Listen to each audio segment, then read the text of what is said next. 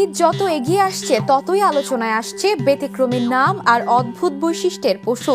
সম্প্রতি ভাইরাল হয়েছে Donald Trump ও Netanyahu নামের মহিষ। এবার সেই তালিকায় নতুন সংযোজন মোদি। তবে নামের চেয়েও বেশি আলোচনা এসেছে মহিষটির অস্বাভাবিক লম্বা সাদা দাড়ি আর ভিন্ন রকম চেহারা।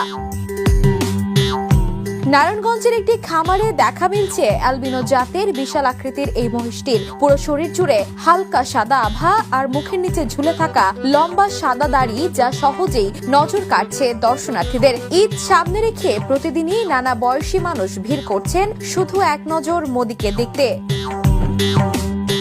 খামার সূত্রে জানা গেছে, শুরুতে মহিষটির কোনো নির্দিষ্ট নাম ছিল না, তবে সামাজিক যোগাযোগ মাধ্যমে এর ভিডিও ছড়িয়ে পড়ার পর নেটিজেনদের মধ্যে শুরু হয় মজার আলোচনা। অনেকেই এর লম্বা সাদা দাড়ি ও চেহারার সঙ্গে ভারতের প্রধানমন্ত্রী নরেন্দ্র মোদীর মিল খুঁজে পান। পরে মজার ছলেই অনলাইন জরিপের মাধ্যমে নাম রাখা হয় মোদি। এদিকে ঈদুল আজহা ঘিরে এমন ভিন্নধর্মী নামের পশু নিয়ে মানুষের আগ্রহ বাড়ছে বলে মনে করছেন খামারিরা। কারো নাম ট্রাম্প, কারো নেতানিয়াহু, আর এবার সেই তালিকায় আলোচনার কেন্দ্রে উঠে এসেছে মোদি নামের এই সাদা দাড়িওয়ালা মহিষ। Desk report, the news.